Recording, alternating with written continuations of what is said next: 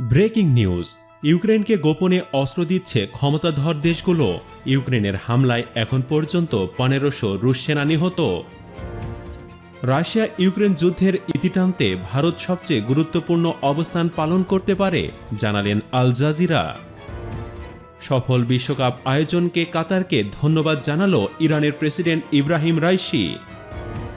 এবং মানবাধিকার ইস্যুতে জার্মান রাষ্ট্রদূতকে কঠিন হুমকি দিল ইরান। এতক্ষণ শুনছিলেন আন্তর্জাতিক বিশ্বে ঘটে যাওয়া সবশেষ সংবাদের প্রধান শিরোনাম। এবার চলে যাচ্ছি বিস্তারিত সংবাদে।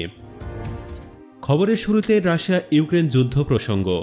ইউক্রেনের পররাষ্ট্রমন্ত্রী দিমিত্রি কুলেবা বলেছেন, গোপনে কয়েকটি দেশ তাদের কাছে অস্ত্রের চালান পাঠাচ্ছে। বিদেশি একটি গণমাধ্যমে দেওয়া এক সাক্ষাৎকারে তিনি বলেন, কয়েকটি দেশ ইউক্রেনকে গোপনে সামরিক সহায়তা দিচ্ছে, যদিও তারা প্রকাশ্যে অস্ত্র দেওয়ার কথা অস্বীকার করছে। কুলেবা জানান, কোনো ক্ষেত্রে তৃতীয় পক্ষের মাধ্যমে অস্ত্র দিচ্ছে এসব দেশ।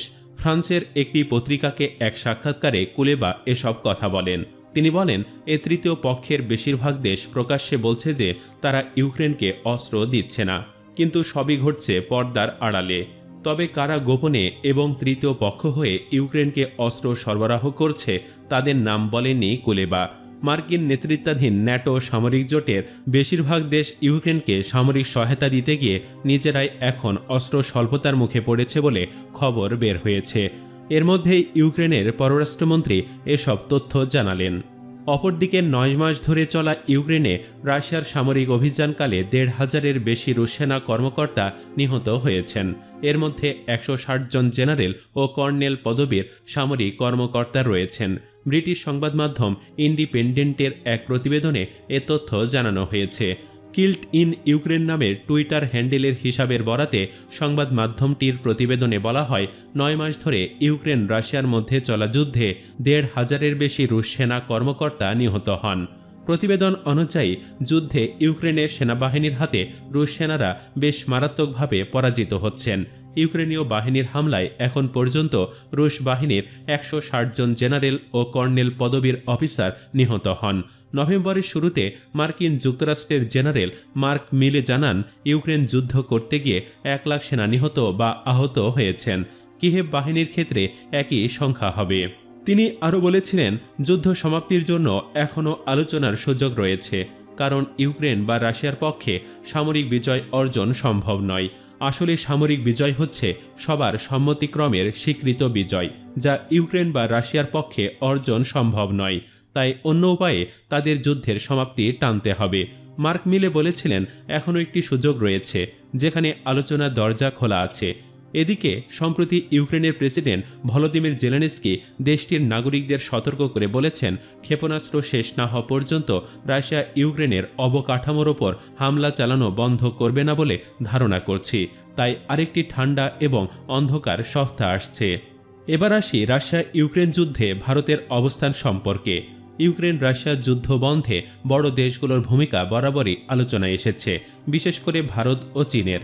সম্প্রতি আল জাজিরায় ভারতের অবস্থান সামনের দিনে কি হতে পারে তা নিয়ে একটি প্রতিবেদন প্রকাশিত হয়েছে।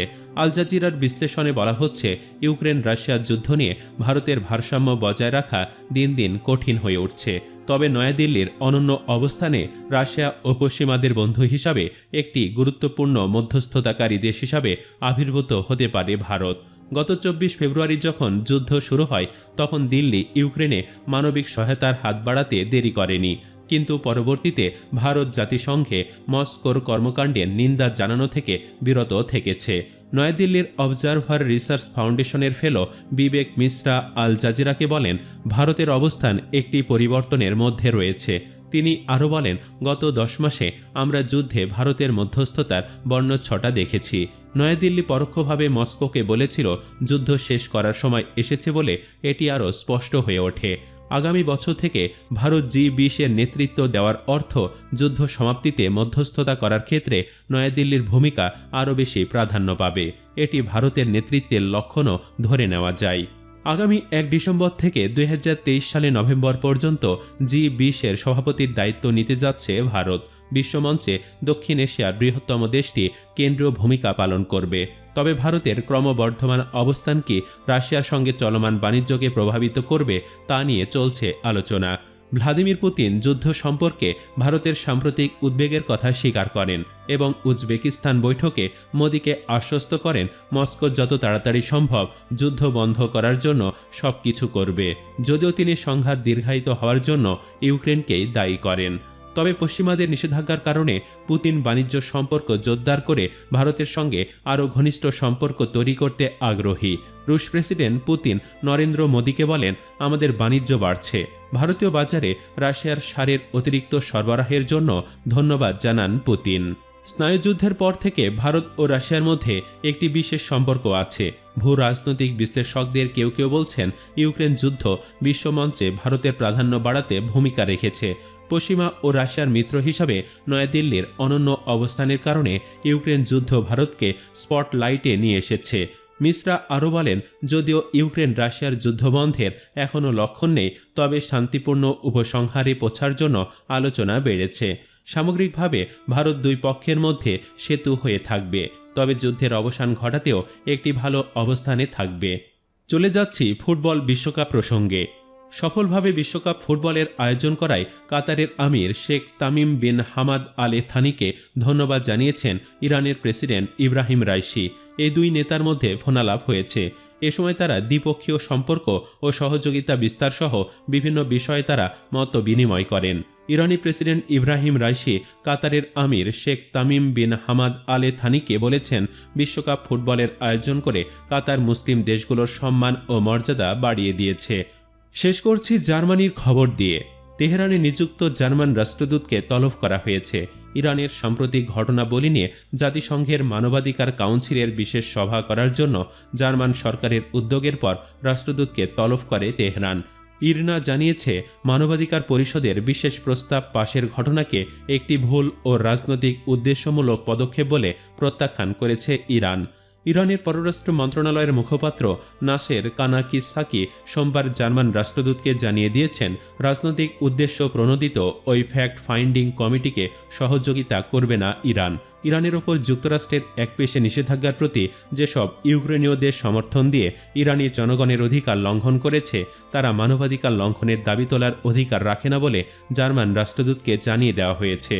ইরানে নিযুক্ত জার্মান রাষ্ট্রদূত হ্যান্স উদো মোৎসেল বলেছেন, যত তাড়াতাড়ি সম্ভব তিনি তার দেশের যথাযথ কর্তৃপক্ষের কাছে ইরানের বক্তব্য তুলে ধরবেন। প্রিয় ভিউয়ার্স, পশ্চিমারা সবসময় চায় ইরানকে কোণঠাসা করে রাখতে, যার ফলে যে কোনো ইস্যুতে ইরানকে নিষেধাজ্ঞা করতে দ্বিধাবোধ করে না আমেরিকা সহ তার সহচর দেশগুলো। দর্শক, ইরান সবসময় বহির্বিশ্বে মুসলিমদের প্রতিনিধি করে, তাই সকল মুসলিম দেশগুলো ইরানের পাশে থাকা উচিত নয় কি? এ নিয়ে আপনার মতামত কি জানিয়ে দিন ভিডিওর কমেন্ট বক্সে। ভিডিওটি ভালো লাগলে লাইক ও শেয়ার করুন, আর আমাদের চ্যানেলে প্রথমবার হলে সাবস্ক্রাইব করে অন্য ভিডিওগুলো দেখুন। ধন্যবাদ সবাইকে।